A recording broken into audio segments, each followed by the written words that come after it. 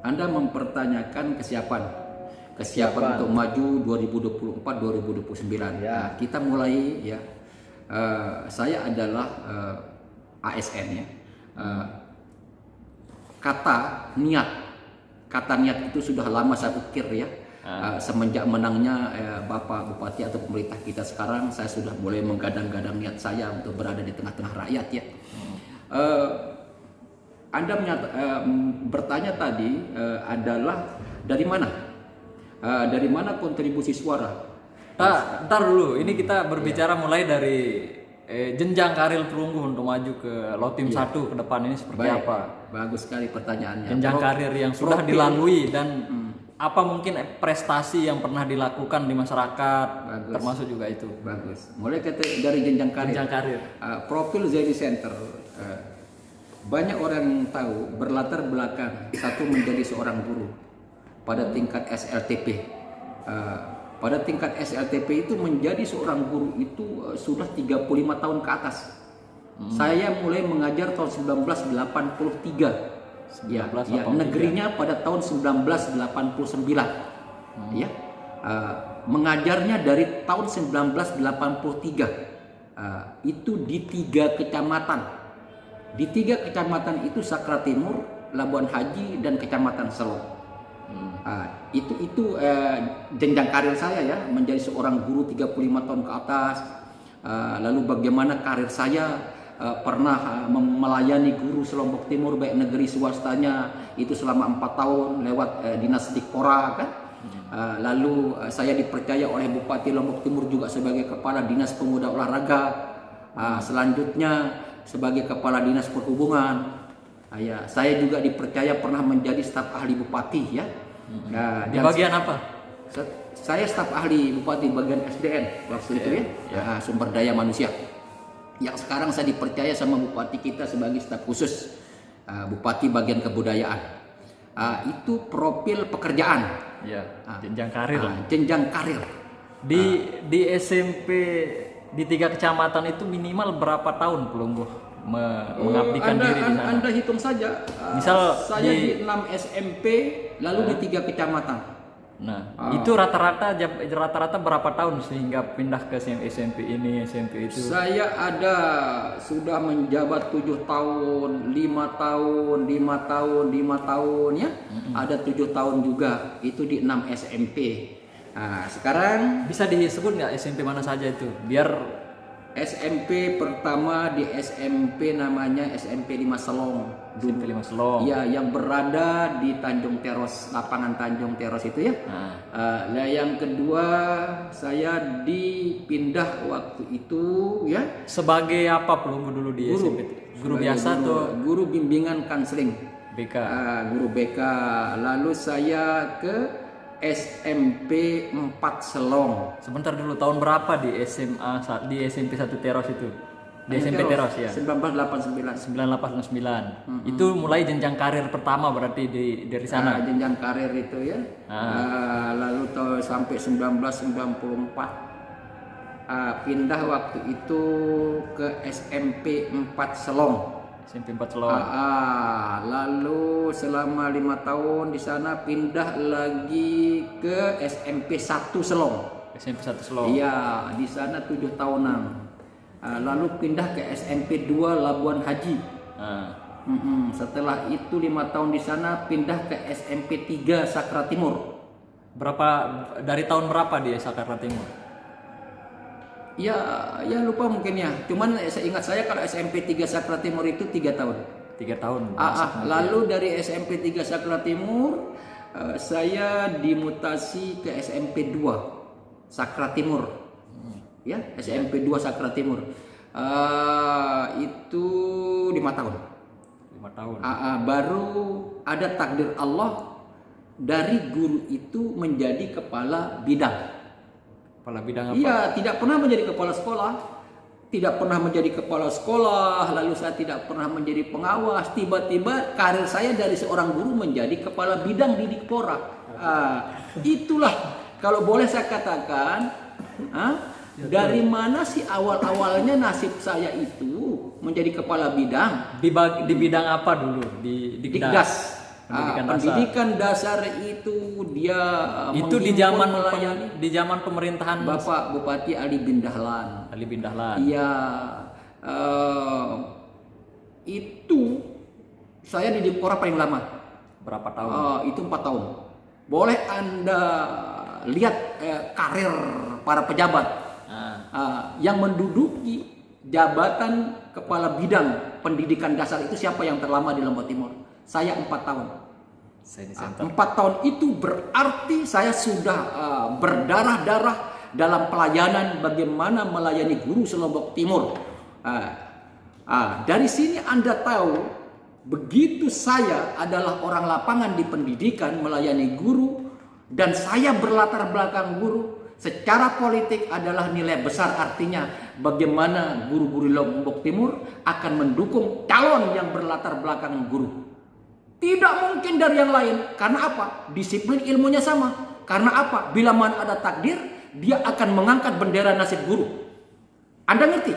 Bendera nasib guru dalam bidang kesejahteraannya, kepangkatannya, pemerataannya, programnya bagaimana saya memajukan di Lombok Timur. Itu ya supaya Anda ngerti politik nih. Lalu yang kedua, adik saya ya. Saya adalah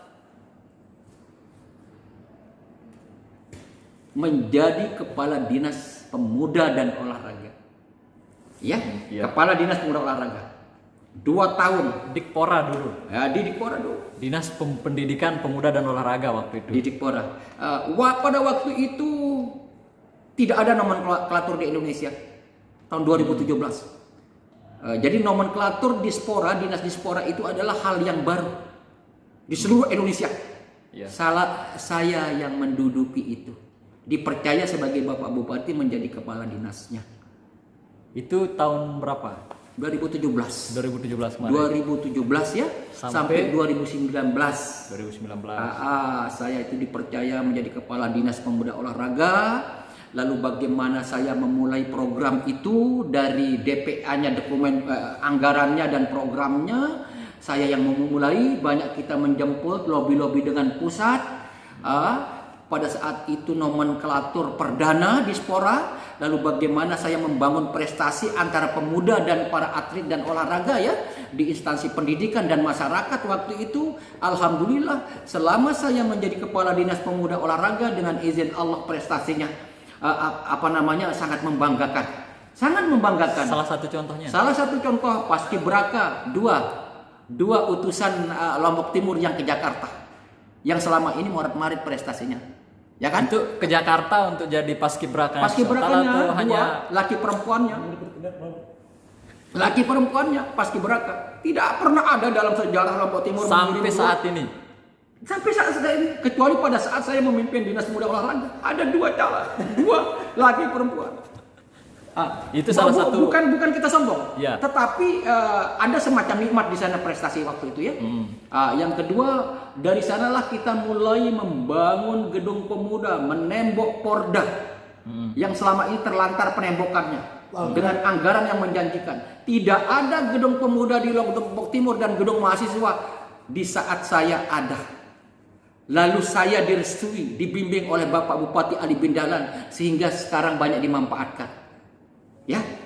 Terus. Nah, di saat saya menjadi gadis muda olahraga, di sana ada program wirausaha yang sangat menjanjikan untuk membantu para pemuda di wirausahanya.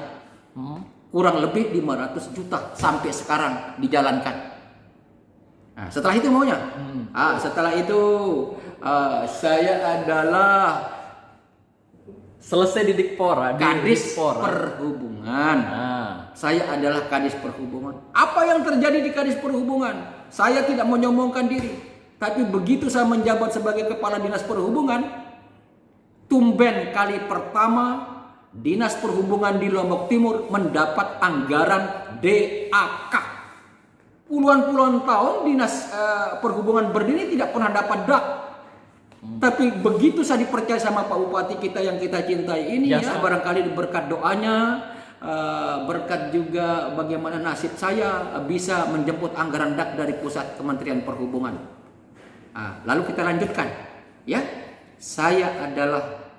pejuang organisasi. Sampai sekarang saya menjadi pengurus daerah Nahdlatul Wathon. Tidak pernah seorang Zaini membeda-bedakan organisasi.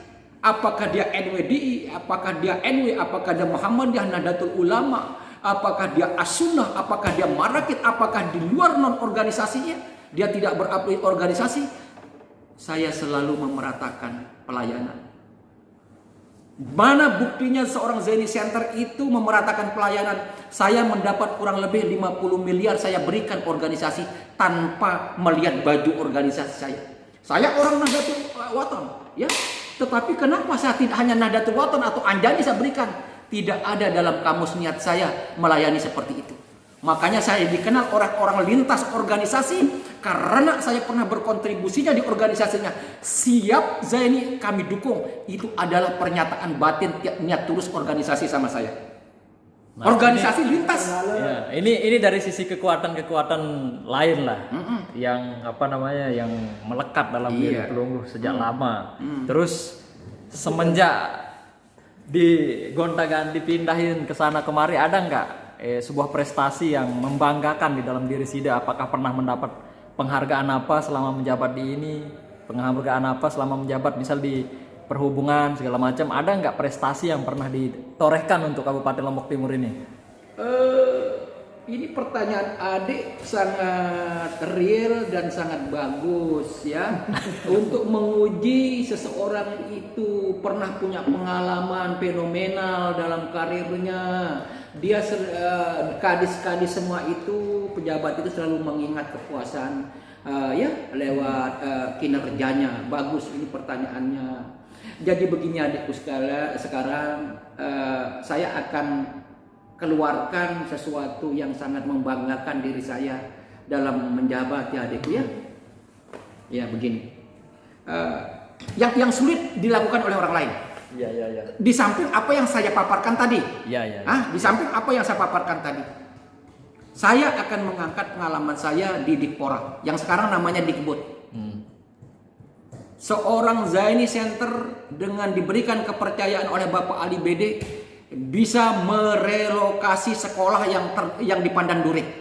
Ada 3 sekolah kalau tidak saya relokasi, maka akan tergenang airnya oleh air Pandan Dure yang pada saat itu bulan Agustus mau masuk. Sekolah mana itu? Ya, yang saya ingat sekolah SD 1 Trara, SD 7 Trara, dan SD SMP 3 Satap. Yang di Pandan Dure di atas di gunung. Pandan Dure di atas gunung, dan itu digitari ya, dikelilingi oleh air Pandan Dure. Kalau tidak segera saya relokasi dengan misalnya saya bermusyawarah dengan masyarakatnya, saya direstui oleh kebijakan pemimpin waktu itu Ali Bede, akan tergenang air itu. Satu-satunya yang masyarakat bersyukur di sana di saat saya menjadi kepala bidang baru bisa direlokasi. Lalu Anda bertanya ya, seperti apa? Seperti apa cara saya? Saya memetakan lahan.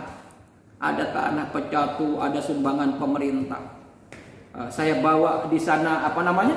Tokoh-tokoh Pandan Dure itu. Udah clear. Yang kedua, pembebasan pasar. Pembebasan pasar Terara. Ali Bede merintahkan saya, Anda Zaini yang saya suruh. Sudah 5 kali tuh pasar Terara tidak bisa kita bangun. Anda yang saya suruh, bukan yang lain. Sudah 5 kali bermusyawarah tidak ada keputusan. Itu satu prestasi cemerlang dari saya. Saya langsung membawa amanah Bupati Ali Bede, mengumpulkan semua orang yang ada di sana. Kita musyawarah di kantor desa. Pemelende keluarga saya, masyarakat saya di Kecamatan Terana. Sudah 5 kalian di sini terjadi buntu saja pemecahan masalah untuk bagaimana kita memasukkan alat berat di pasar ini karena mau digusur. Apa jawaban masyarakat di sana ya? Tahu enggak? Di sana ada kepala desa, ada utusan sekda, ada kabak atpamnya, ada komitenya, ada dan ramilnya, ada polisi, ada camat waktu itu. Apa jawabannya? Melengkemi uang muka. Tidak mau kami dijanji-janji oleh pemerintah, katanya di uang perubahan. Uang itu hanya 600 juta, tetapi katanya di perubahan. Oleh Dewan juga mengatakan begitu. Kami tidak mau seperti itu. Ada uang muka pemerintah yang sekarang diberikan kepada kami supaya kami jangan bergantung. Kalau ada uang muka berarti kami resmi diberikan uang. Tanah yang kami beli itu bisa kami beli.